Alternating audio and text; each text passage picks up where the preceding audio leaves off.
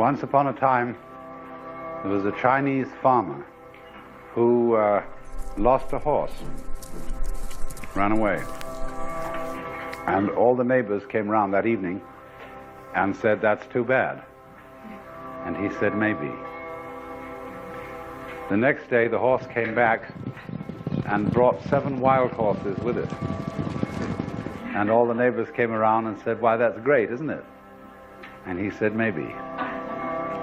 The next day, his son was attempting to tame one of these horses and was riding it and was thrown and broke his leg. And all the neighbors came round in the evening and said, "Well, that's too bad, isn't it?" And the farmer said, "Maybe." And the next day, the conscription officers came around looking for people for the army, and they rejected his son because he had a broken leg. And all the neighbors came round that evening and said, "Isn't that wonderful?" And he said, "Maybe."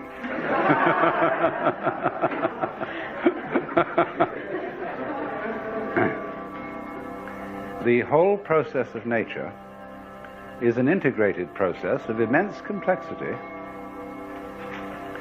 and it is really impossible to tell whether anything that happens in it is good or bad, because you never know what will be the consequences of a misfortune, or you never know what will be the consequences of good fortune.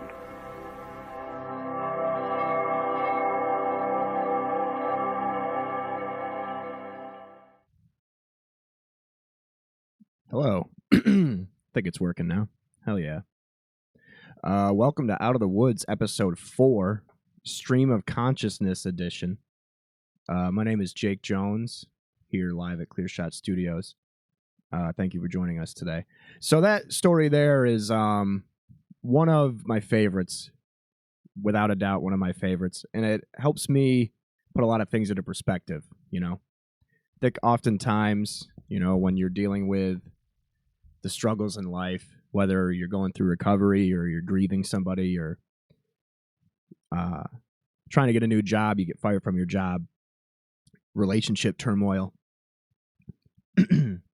Oftentimes we attach negative connotations to things without realizing if they're truly negative or not. And a lot of the times what happens is we say things are good when we like the outcome, and we say things are bad when we don't like the outcome. But we have to kind of take a step back and think about, you know, what that is going to lead to, you know?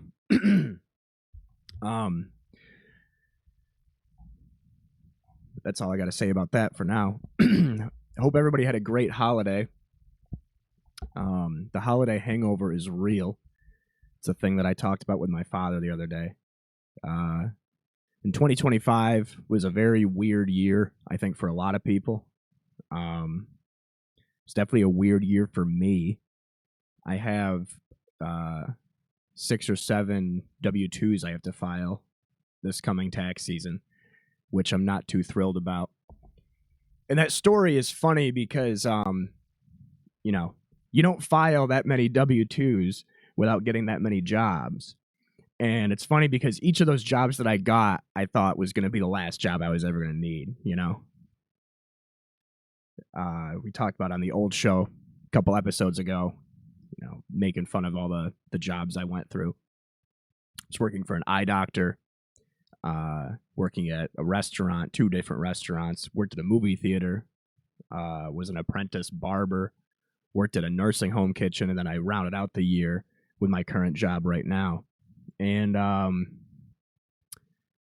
whenever I go through things like that, and I'm realizing, you know, looking back, those things didn't work out because I stepped away from the program. I stepped away from my 12 steps. I stayed out of the room surrounded by my friends and loved ones and the people I trust. I stopped talking to my sponsor. I stopped going to church because I thought that I knew everything. And it's funny because, you know, I have this show now and I feel like I have a responsibility to lead by example. And I think that's what ended up getting me back into the rooms. The last episode that we did was with Zach Patrick. And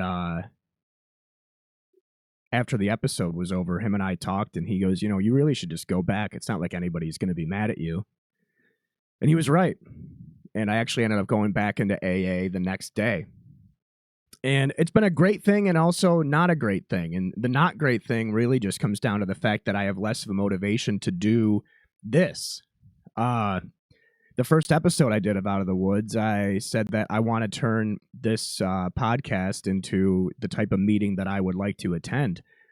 And I'm realizing that it was my own ego getting into the way. You know, my ego was keeping me out of the rooms of AA. My ego was keeping me out of church. It was keeping me away from people, and I couldn't tell you why. Maybe because I thought I knew better than they did. Maybe because I thought that I was smarter than the program. And talking to some of the old timers the past couple weeks, past couple months, I'm realizing that I didn't know shit. And excuse my French, my grandma talked to me around Christmas and told me she hates the language. So maybe that'll just be the only one so far. And it's funny because I look back and I'm like, man, I wonder if I was in AA while I was going through all that stuff, while I was going to all those different jobs and burning out, flaming out, getting into arguments with my bosses. Would I have left all those places? Would I have taken everything personally the way that I did? Because God's honest truth, I was part of the problem at all those places. You know, I could sit here and say, well, you know, this one job didn't want to pay me overtime. You know, this next job they hurt my feelings. This next job it was too stressful. This next job they were rude. Whatever it is, this one they didn't pay me like what they said they were. But it doesn't really matter. At the end of the day, I should have just been more of an adult. You know. There's still part of me that thinks I was right and I was justified, and other people will tell me that I was right and I was justified, but there's still a part of me that feels a weird level of guilt for it. And I got to take that and go forward. And then looking back at the rest of 2025, starting this show, helping other friends, getting out of the path, getting other people into meetings, getting people into detox. There's lots of things that I should be proud of, but, you know, once I start really feeling myself about things, that's when I start to lose sight of everything. Once I start really feeling myself, that's when I start walking out of jobs mid-shift where I blow up on my manager and I leave and I ghost everybody. So, you know, I have a responsibility to keep myself in check, make sure that doesn't happen. And there's a lot of death last year. Lots of death. Too much death. And I want to try and talk about it. And I want to try and be delicate about it. But like I've talked with Seth about it. I've talked with my family about it. Like I'm weird when it comes to death. You know, I worked in the emergency room at the hospital throughout most, if not all, the pandemic. So I was surrounded by death constantly. And, you know, not as much death as some other people and a lot more than most. And now with this spiritual awakening, this discovering of my faith, the way I feel about death is it could probably come across as really cold. You know? I don't like to think about it in terms of like, this isn't fair. Why me? Why us? They had so much more time. When is it going to be my time? When is it going to be this other person's time? And I used to do that a lot. A lot. And it's going to sound hokey, but really it's just a part of life, unfortunately. And I guess I'm blessed and I'm cursed with having had to deal with it both on a personal and a professional level for so long. I mean, the only reason I'm here is because of all the loss that I've endured. Starting in August of 2019, all the way up until August of 2022, I think it was 19 funerals I went to. I think it was like 4 or 5 of them I spoke at. So it's not like these were just people I sort of knew. These were people that were very close to me, that I loved, that loved me. Some of the people saved my life one way or another. One of them literally did. And I said that to say this. As you get older, the death is just going to become more frequent. And I genuinely feel, I feel for anybody that has yet to go through it. I have some friends that tell me, like, I'm really scared. I haven't lost anybody that close to me. How do you do it? And you just do. And then when it happens, you just, you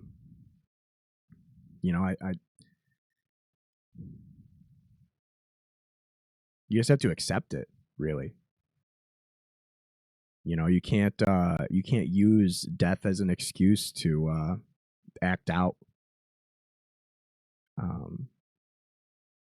You shouldn't, rather. I mean, it all depends, really, I guess, what your idea of an afterlife is, or if ghosts are real, they wear jeans or not. But, death it's natural.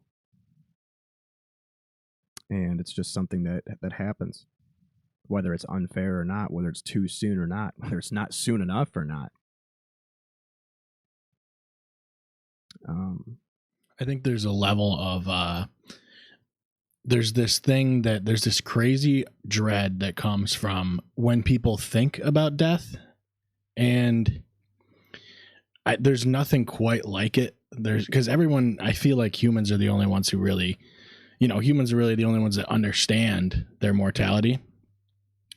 But when you sit and think about the fact that you'll never exist, or you're not going to exist at some point, it's absolutely insane, because the only thing you've ever known is existing, And so, like, when other people just are gone all of a sudden, it's a shock, and there's only so much you can do to deal with it. And like you said, you have to just deal with it. That's all you can do.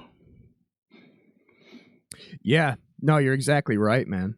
And that sucks.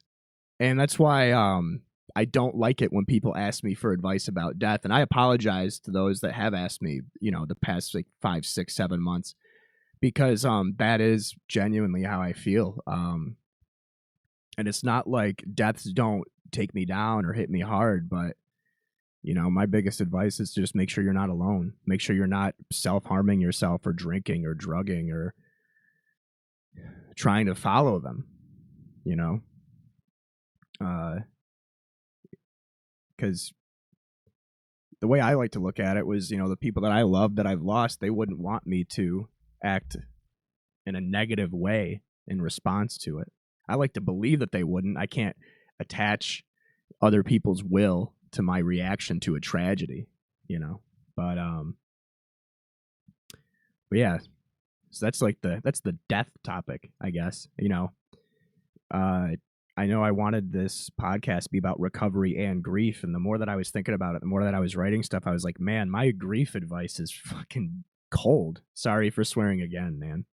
My grief advice is cold. It really is. It really is. And maybe that's me. Because I didn't act this way, when my mom died, when my godfather died, when all my friends died. It ruined me. But I'm sitting here to tell you, don't do it that way. I don't recommend it. When my mom died, I went on such a long bender that towards the end of it, I wasn't even able to get drunk anymore, because I was just so drunk for like days that by the 6th day, I couldn't even get drunk anymore, because I would drink all day, get high all day, and then I'd sleep for like 3 hours, wake up screaming, and then start drinking again. And then I'd drink for like 18 hours straight, then I'd sleep for 4 hours, wake back up, start drinking again. And I remember by like the 5th or 6th day, nothing touched me. And it took me like 2 or 3 weeks to be able to feel the effects of alcohol again after she died. And I don't have to tell any tales out of school, but if you know, you know. I think that might be the first time I've really talked about her on this show. I try to avoid it because it usually brings people out of the woodwork to start saying things. But that's the way it is.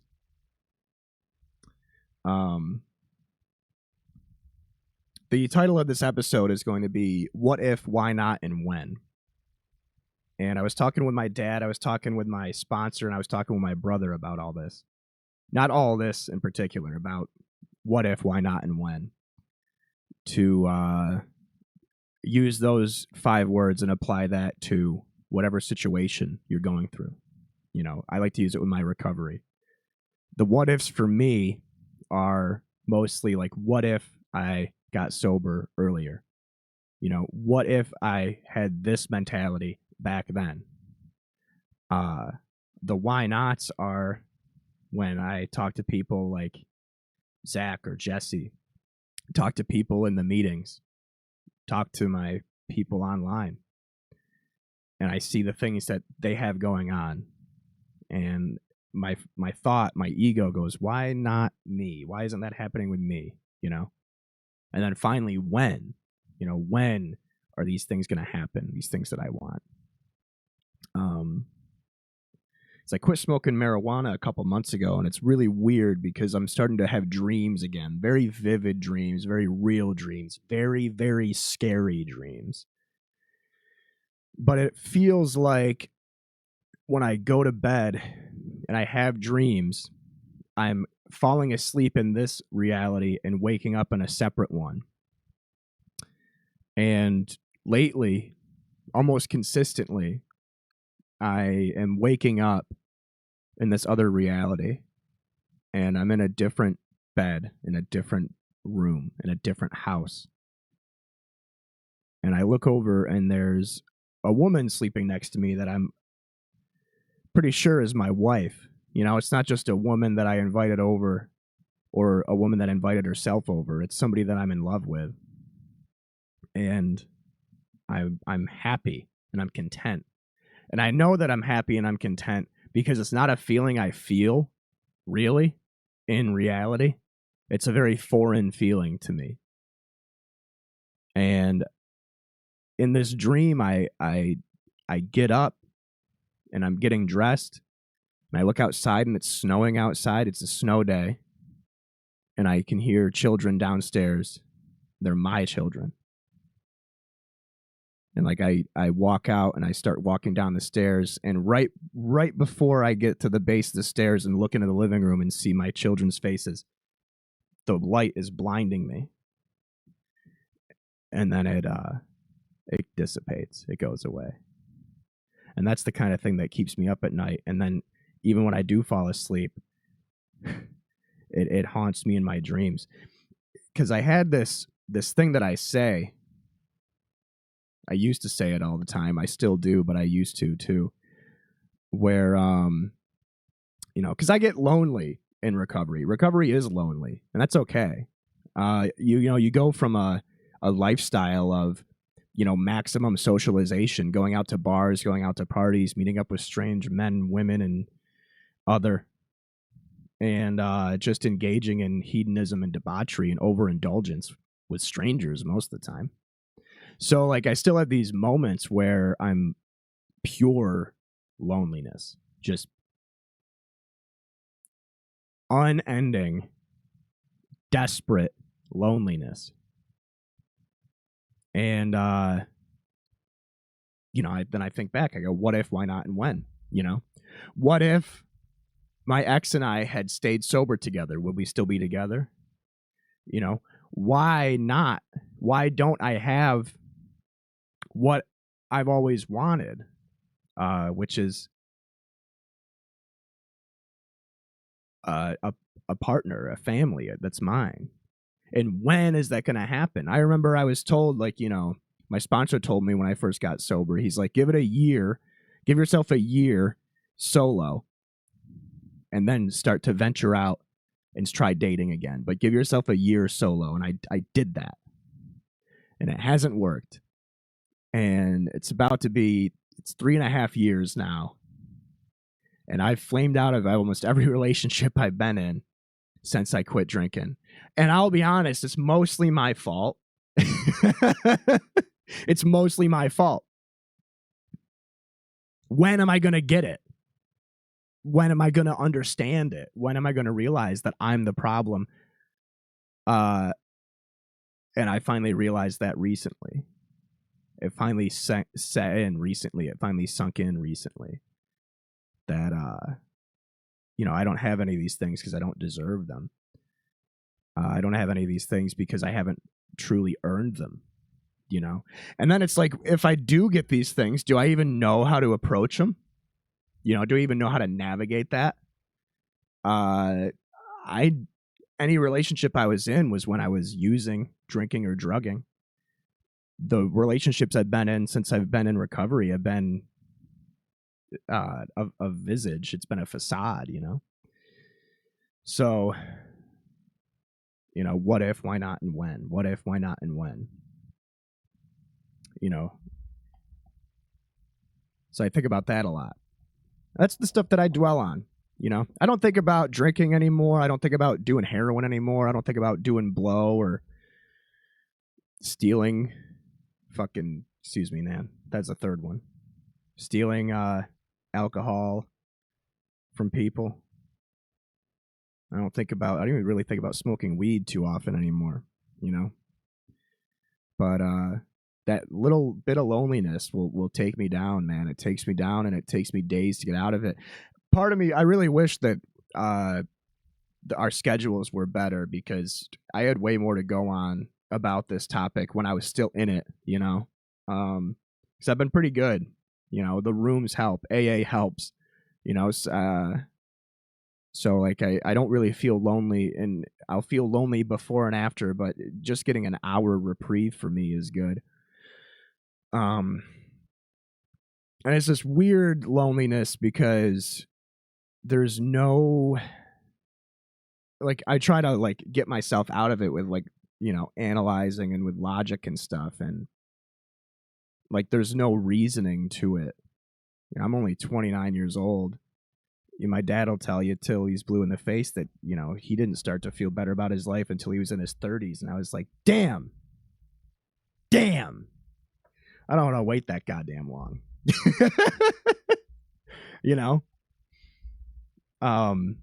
There's a thing I used to tell people, I used to tell them, if I knew I was still going to feel this lonely, would I have gotten sober? And, then I'll tell myself, like, well, it doesn't matter because I am. So, like, I'd rather be approaching this with a clear head.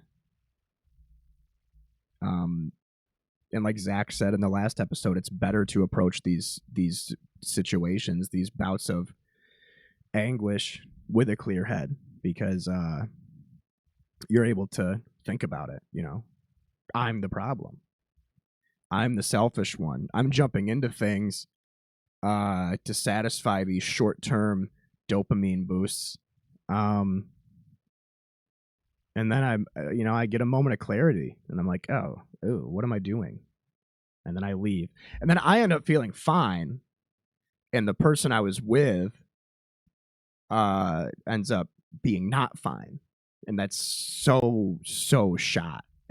I'm awful, genuinely awful, lecherous, manipulative, vindictive. That's run the problem.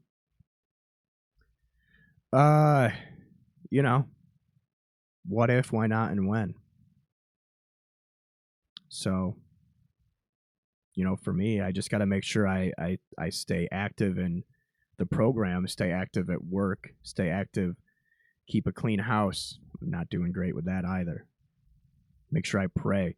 Been praying every morning. That's been helping a lot. I say the Serenity Prayer as soon as I wake up. I take ice cold showers, and I say the Lord's Prayer. That helps too. I feel invincible when that happens. But what if, why not, and when? Just keeps bouncing around my head. What if I tried harder in college?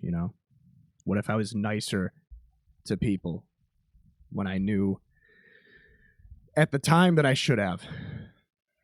What if I didn't waste all these people's time? You know, why didn't this work out for me? Why did this work out for them but not for me? It's the same situation. You know, we both approach the situation the same way, we both act the same way, but they get a better result than I do. It's not the program, it's not the situation that's at fault, it's me that it's at fault. So yeah, it's just interesting, you know. Like I said, this is a stream of consciousness, a rambling episode. We played that story in the beginning, and I didn't really hit the ground running after that story. The audio wasn't working on my end, so I had to read the story along with it. I could hear it through the wall, but I couldn't hear it here. But I didn't know what that was. That's probably my fault because we just set up that scene a second ago. But I had the text here, but it brings me back to a thing my dad says all the time, and it really pisses me off when he says it because he's right. But he always says everything happens for a reason. And it used to set me off because like that's such a cop-out excuse for stuff that happens. But then it's also like, well, no, everything happens for a reason because you can learn from everything that happens, you know? So it's only like half a cop-out. It's a cop-out answer if you don't do the work. But what the problem was that my dad always makes everything look so simple. He makes everything look so easy when it isn't. He just is able to carry himself through his struggles and still find a way to like laugh and joke about everything. People tell me I do that, but I don't feel that way because I hate myself. And people are gonna be like, don't hate yourself. No, it's like I have to dislike myself because as soon as I start liking myself, I start messing up. As soon as I start really digging myself, I stop going to church and I stop going to meetings. I start messing up at work. I start blowing people off. What if, why not, and when, man? But yeah. Seth, do you have anything to add about what if, why not, and when? Is that a thing you can relate to at all? I mean, yeah, in certain ways for sure, but I don't know. I always try to, I try not to think about that kind of stuff. I always try to just like look forward. And honestly, I just take things day by day. That's the way I approach things anyway. But I've always been super laid back in general. I don't like let a lot of things get to me. And I probably should in some respects, but not doing that, I think it just allows me to just keep moving forward and not really have any blockages.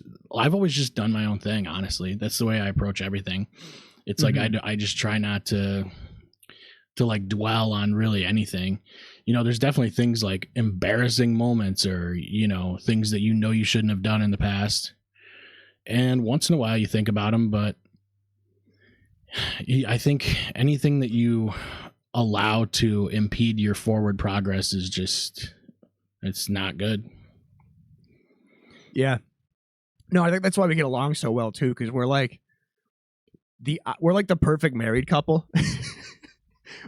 We're like Bert and Ernie almost. Like we're like the two most opposite guys. Like I wear my heart on my sleeve and you have a tank top on, you know? Yeah, I think that's why sometimes the podcast works. Like the dynamic is a little weird. Yeah. And it's good because we bounce stuff off each other. And like if you've only listened to Clear Shots, you probably hate us. That's fine. My favorite thing is when people listen to Clear Shots and they and this is gonna go off into a little Clear Shots tangent, but like, well, we turn ourselves up too though on that. Yeah, we crank it to 11. We're definitely we're full kayfabe when the background in here is different, but like when we're off mic is when we have our serious conversations, and it's always good because I'll just be like rapid fire, just like this is this and this and this, and Seth is like, yeah, but this. And I go, oh, right, yeah, we should do one thing at a time, bounce things back, reconvene. That helps. That helps me a lot. especially with like stupid things that bother me, stuff I obviously won't say on camera, just because it's violating one of the steps. Because I try not to say things that I know will hurt people. Do I still say things that hurt people? Probably, yeah, definitely. Am I trying to? Never. And I hope people believe me when I say that. But what if, why not, and when? There's a lot of things that happen that you can't control, and that's most things. Step one of AA is you admit that you're powerless over alcohol and your life has become unmanageable. Really, you're powerless over everything. You're powerless over how your partner feels. You're powerless over how your job is. You're powerless over what you see on the news. You're powerless over what you see on the street. Somebody cuts you off while you're walking or driving. You get pissed. I almost get hit by a car all the time walking around. And it's like, I could mouth off and scream and call the person driving the car an awful name. What's that going to do? But I'm probably going to end up getting hit by the car if I start screaming at people. I'm in the middle of the street just hurling insults at people. So you just go on. Yeah, worrying about what you can't control. It sounds like a trope, but it really is true. Like, you just can't do that, because what is it really going to do? I think as soon as I stopped doing that, I feel like my confidence increased, because I just wasn't caring about things like that. And I was only worrying about like what's important. And really, I don't worry about too much in the first place. I try not to worry in general, because it's not going to do anything for you. What is that going to help? Exactly.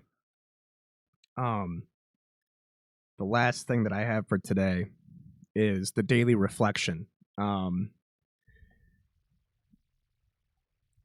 With AA, there's a book of daily reflections, which are these like little proverbs, these little tidbits from the big book that give you some moments of perspective and introspection and stuff like that. I have a few of them saved I might go through, because we're only about 32 minutes in. So we were only going to do like 45 minutes to an hour, because we have a Clear Shots episode after this one. But today's daily reflection is, would a drink help? By going back in our own drinking histories, we could show that years before we realized it were out of control, that our drinking, even then, was no mere habit, that it was indeed the beginning of a fatal progression. And I think that's the thing I talked about in the first episode. I think I talked about it even with Jesse and Zach, which was the first drink I ever had, man. I knew that it was about to be everything to me. The first time I had a drink was the first time that I felt like a human. And it like knocked down this barrier of it's almost like my left side of my brain and my right side of the brain finally started communicating. It woke me up in the worst way. Because then I just sat there and I was like, I want to feel like this all the time. And then I tried other substances and I was like, I just want to keep feeling like this. What's this going to do? How is this going to do? What am I going to do when I'm on this? And it was never good, I have another one here as well. I do not claim to have all the answers in spiritual matters, any more than I claim to have all the answers about alcoholism. There are others who are also engaged in a spiritual search. If I keep an open mind about what others have to say, I have much to gain. My sobriety is greatly enriched, and my practice of the 11th step more fruitful, when I use both the literature and practices of my Christian tradition and the resources of other religions. Thus, I receive support from many sources in staying away from the first drink. And that's a thing I have to remind myself of a lot, is it's not just AA, it's not just church, and it's not just my sponsor, and it's not just me that will be able to help me. I have to take what works and forget about the rest, And I can find answers in anything almost. I mean, and I think that's probably why I'm so cynical, a lot of times I don't like to consume media that is mindless. I mean, I play a lot of video games and I watch a lot of sports, so that's mindless enough. But the music that I listen to and the books that I read and the people I speak to, it sounds selfish, but I'm always getting something out of it. I'm always getting a fresh perspective. And the best thing to do is to surround yourself with people that are nothing like you. Learn from them. Don't just use them and manipulate them. Try to help them learn from you. I stick out like a sore thumb in some of my meetings. I mean, today and yesterday, I was dressed in all black with my sunglasses on and my hood up. Long hair, don't care. And I'm surrounded by people that are wearing their Sunday best. And like, I probably look like the one person that shouldn't be there.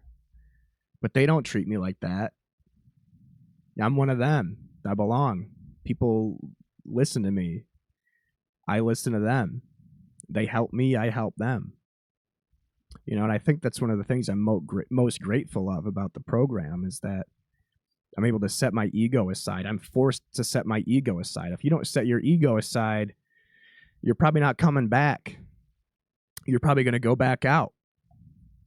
And that's the worst thing you can do.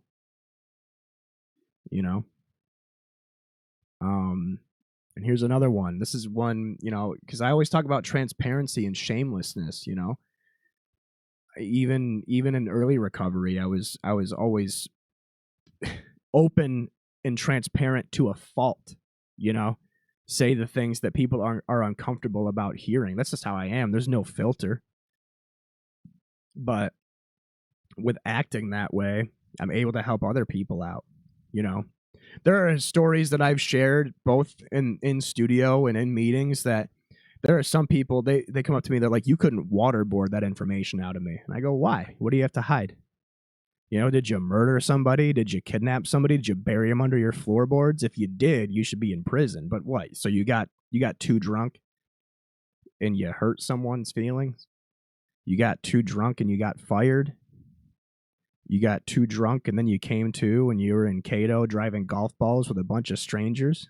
You gave them a fake name because you were scared and blacked out. Then you had to pay somebody $40 to drive you back to Oswego. Not that, I don't know who that happened to, but there's just like, you can't have any shame about your past. If you do, then you lost. You're still beholden to your alcoholism, to your addiction. You're still letting it control you even though you're sober, Yeah, the past is the past, and you have to let it be the past. It's like just stay on the path forward once you come out of the woods, you know what I mean? Yeah, exactly. I mean, that's what I say. Like, if you were lost in the woods for 10 years, it's going to take you 10 years to get out. The fastest way to get out is to ask for help. For me, the easiest way to ask for help is to be like, hey, this is what I did. How do I go forward? And you'll have dozens of people that'll have a similar situation. I mean, so I've never dealt with addiction like in this way, but it reminds me of like you get out of bed in the morning, right? And you're like, oh man, it was so warm in there. I just want to get back in. Yeah. Yeah. And a lot of things, like I think we talked about it with Jesse, was like talking about your past. Counselors and sponsors and other people be like, oh, it sounds like you're romanticizing it. You guys are sitting here joking about what they didn't say this to Jesse and I, but this is a thing that, people used to say, especially when I was in treatment and I was sharing my story. They're like, it sounds like you're romanticizing it. I'm like, I'm not really romanticizing it. That's just my tone. That's just how I talk. I'm not ashamed of it. I don't feel bad about it. Is there things that I feel guilty about? Yeah, but I've already made the amends that I have to make. So at this point, it's the shackles are free, at least in those respects. There's still mistakes that I made. I feel worse about the mistakes that I made post sobriety, post recovery than I made pre, because, not that I'm trying to make excuses for myself. It probably sounds like I am, but even most of the people back then, they were like, we just wanted you to get better. Just go forward. My dad always tells me to pay it forward. My dad says the best way to make amends to me and the rest of the family is to stay on the path and stay good. Stop hurting yourself. It's the things that I was doing that were hurting my family were the things I was doing to myself. Just wallowing in self-pity and being drunk or high all the time and just being a loser. That person was just awful. He really was. And that person is still in me. He comes out every now and then. And it sucks because I can feel it happening. My eyes roll in the back of my head like Bruce from Finding Nemo when he smells blood. I just turn into this like vindictive demon that wants to hurt people. It's most of the reason why I stay home a lot. So I'm trying to like right that ship. If I don't go to a meeting and if I stay away from the rooms for too long, I get cagey. It's almost like I get withdrawals from AA. And that's another thing I say. You got to approach your recovery with the same ferocity that you approach your addiction with, the same drive. There's a darkness inside of you that's trying to kill you, and you have to just keep working.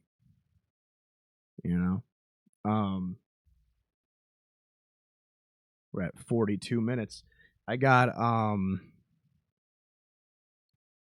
our last reflection, which I cut the title off, which sucks, but it was let me see if I can find the title of it. It's the 6th. The Victory of Surrender. We perceive that only through utter defeat are we able to take our first steps towards liberation and strength. Our admissions of personal powerlessness finally turn out to be firm bedrock upon which happy and purposeful lives can be built. And that was probably my favorite one of the year so far. You have to lose before you can win. And, I lost my battle with alcoholism. Not in the sense of I got cirrhosis and jaundice and passed away, or I got a bunch of DUIs and was locked away, but I'm not allowed to drink anymore. I can't drink anymore. I can't use pills anymore. I don't even want to smoke pot anymore, because I find that when I use cannabis, it's the same routines. I start masking things. I sever my spiritual connection to my higher power. And, once you accept that you can't beat everything, you can't be the best at everything, you can't just do what you want to do, that's losing in a sense. Admitting that if you're in a fight and, you're in a 5-round main event fight at Madison Square Garden, let's say you're fighting Patty Pimblett or something, and you're going into the 5th round and you're down, 40-30. I don't know what the score would be. I can't do that math off the top of my head. You're losing 4 rounds to 0. Do you really want to do that 5th round, even though you're not going to knock him out? I'm not going to knock out Patty Pimblett. That guy will kill me. Patty Pimblett is my addictions. So you just throw in the towel so you can go on to fight another day. Fight a different battle. Sometimes you don't fight at all. But yeah, that's really all I got for this one. Like I said, it was a stream of consciousness. It was a rambling episode. It was a rant episode.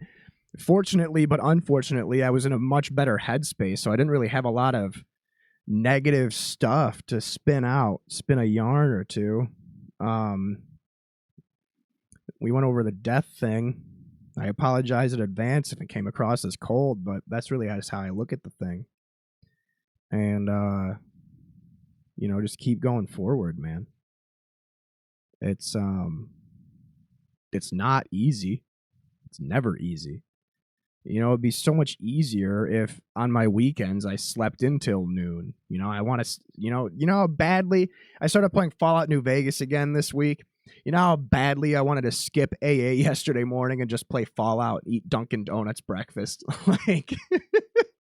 How badly I wanted to do that? So badly. But as soon as I start thinking that way, that's when I go, all right, I got to go for a walk. I got to go to a meeting, go for another walk, and then I can chill. And I ended up, I helped a buddy move. And so, you just replace your addiction with your recovery, whatever it is. It doesn't have to be AA. It doesn't have to be NA, Smart Recovery, Dharma Recovery, Celebrate Recovery. People ask me, they're like, do I need a program? No, I don't think anybody needs to do anything. I need a program. And I need to make sure that I don't step away from it. As soon as I stopped going to meetings, that's when everything became awful again. It's when I started being manipulative and vindictive again, And then when I notice I'm acting that way again, that's when I'm like, all right, I got to go to more meetings. I got to stop skipping them. Because there's still that part of me that's like, oh, but I want to stay home and eat spaghetti. Ugh, but I want to go shopping. Ugh, but I want to take a nap. I want to sleep in. I want to do this. I want to do that. And then it's like, you want to do a lot of things, but what do you need to do? Do what you need to do so you can do what you want to do. That's a thing that lots of people will say. Freaking second grade teachers probably say that. But, it's the truth. Get your obligations out of the way first, and then you can relax. That's all I got to say about that. What if, why not, and when? Stay out of your head.